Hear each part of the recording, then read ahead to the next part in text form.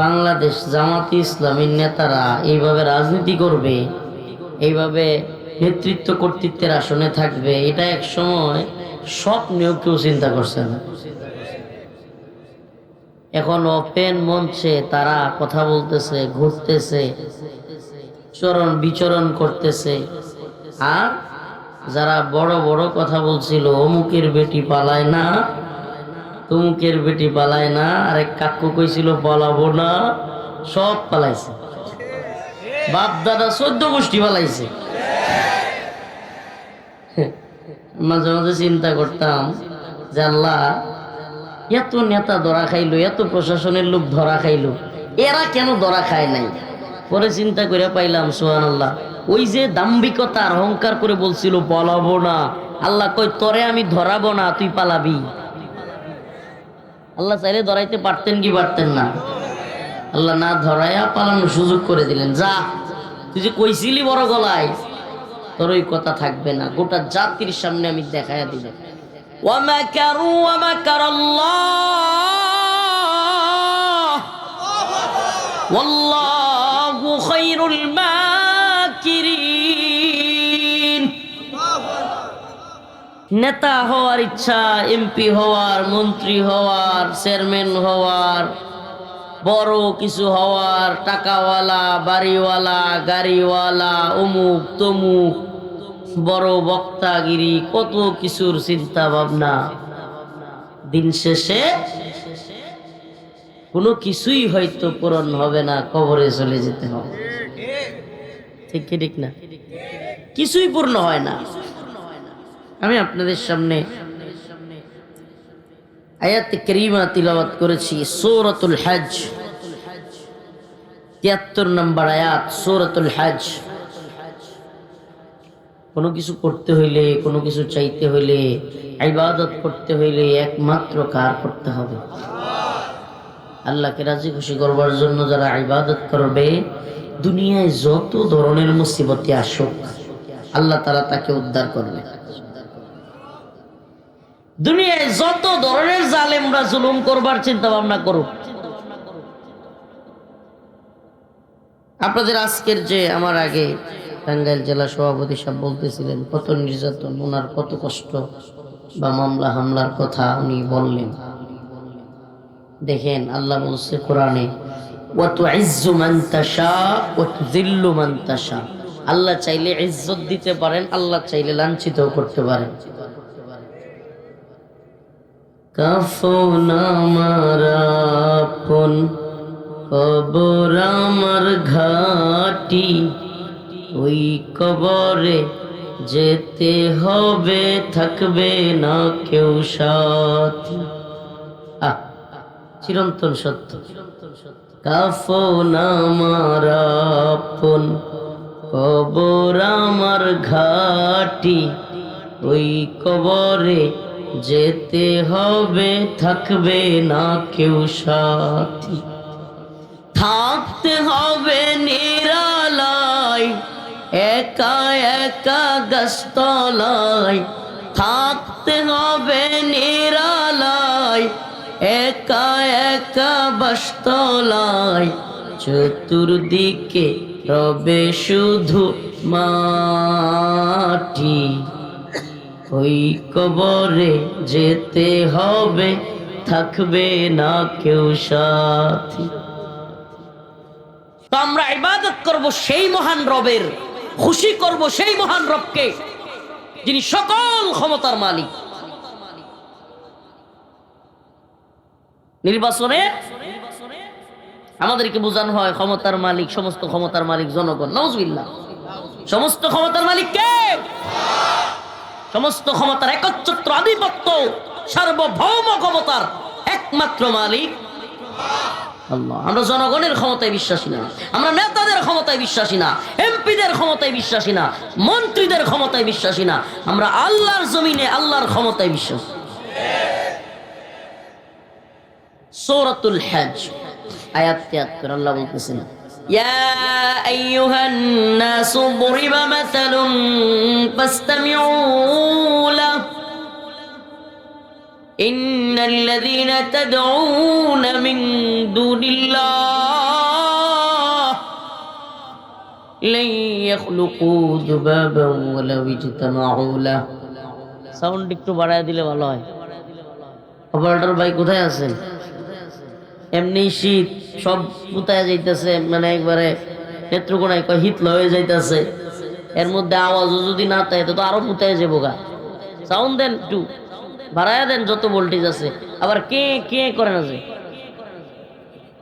لن يخلقوا ذبابا ولو اجتمعوا له وإن يسلبهم الذباب شيئا لا يستنقذوه منه ضعف الطالب والمطلوب। আমরা এই আলোচনায় ঢোকার আগে, এই আয়াতের মূল আলোচনায় ঢুকবার আগে আমি এই আলোচনাকে বুঝার সহজের জন্য কিছু কথা বলিনি। প্রিয় ভাইরা আমার, রাসূলুল্লাহ সাল্লাল্লাহু আলাইহি ওয়াসাল্লাম হাদিসের মধ্যে বলেছেন, মান আহাব্বা লিল্লাহ ওয়া আবগাদা লিল্লাহ ওয়া আ'তা লিল্লাহ ওয়া মানা'a লিল্লাহ ফাকাদ ইসতাকমালাল ঈমান। আমরা একজন আরেকজনকে ভালোবাসবো কার জন্য? সুবহানাল্লাহ। এটা ইসলামের মৌলিক একটা আকীদা, আল ওয়ালা ওয়াল বারা। আল্লাহর জন্য মুহাব্বত, আল্লাহর জন্য ঘৃণা। কোন ব্যক্তির আমি মুহাব্বত করি না ব্যক্তিগত কারণে, স্বার্থের কারণে, টাকার কারণে, পয়সার কারণে, যশ খ্যাতির কারণে, হায়াসাতের কারণে আমি কোন ব্যক্তিকে মুহাব্বত করি না। কোন ব্যক্তিকে আমি মুহাব্বত করি আল্লাহর জন্য।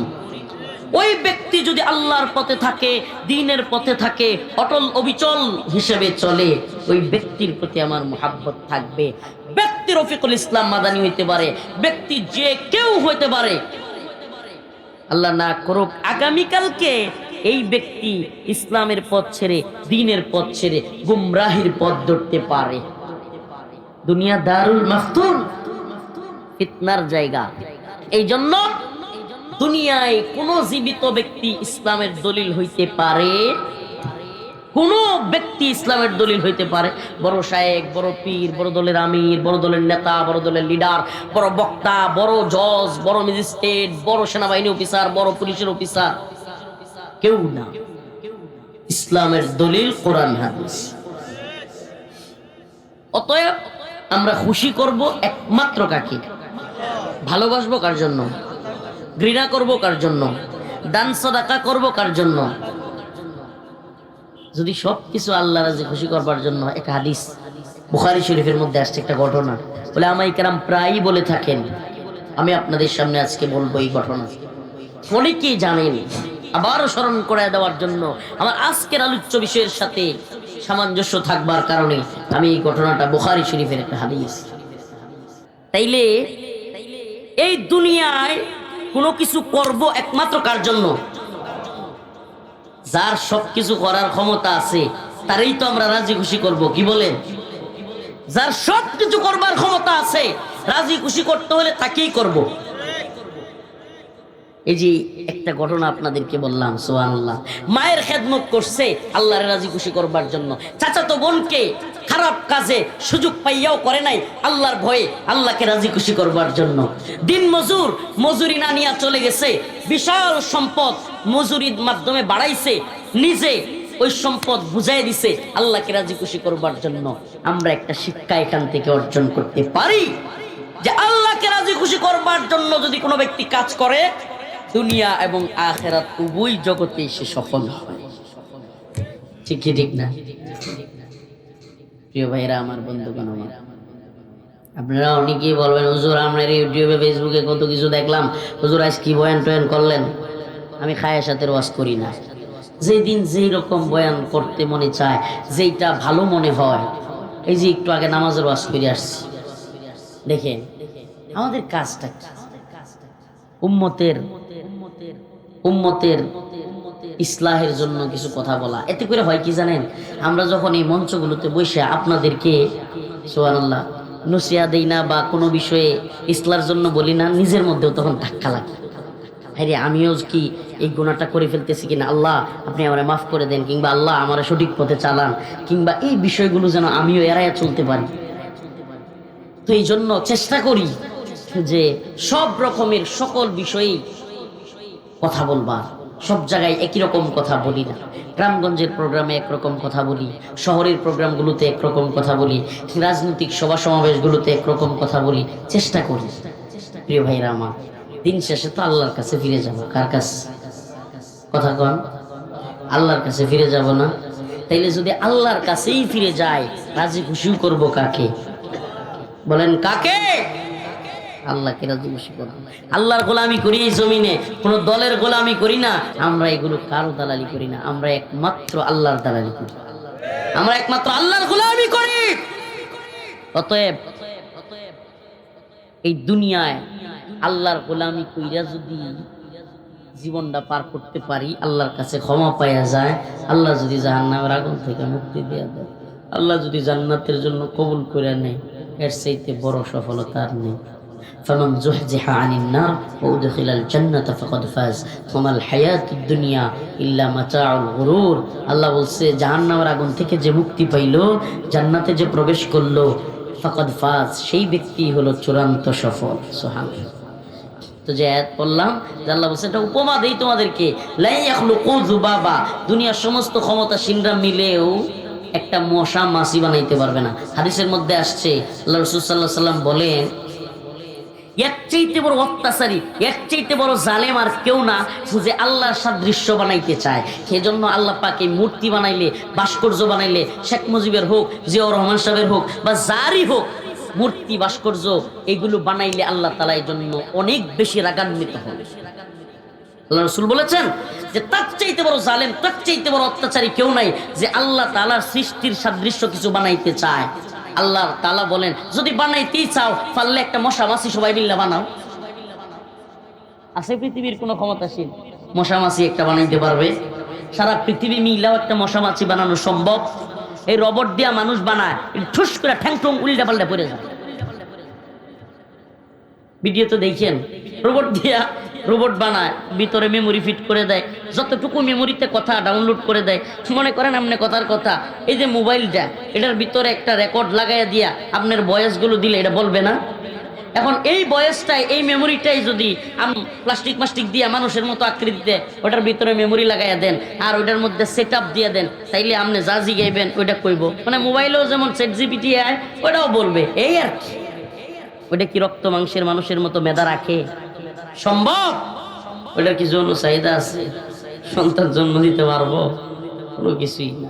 তাইলে আল্লাহ আমাদেরকে বানাইছে, সুবহানাল্লাহ ওয়া বিহামদিহি, আল্লাহ আমাদেরকে বড় আশা করে বানাইছে, এই মানুষ আল্লাহর ইবাদত করবে।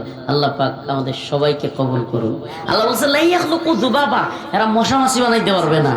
ওই ইয়াসলুবহুমু যুবাবু শাইআ, যদি মশা মাছি তাদের কাছ থেকে কিছু নিয়ে যায়, লা ইস্তানকিদুহু মিন, এরা রক্ষাও করতে পারে না।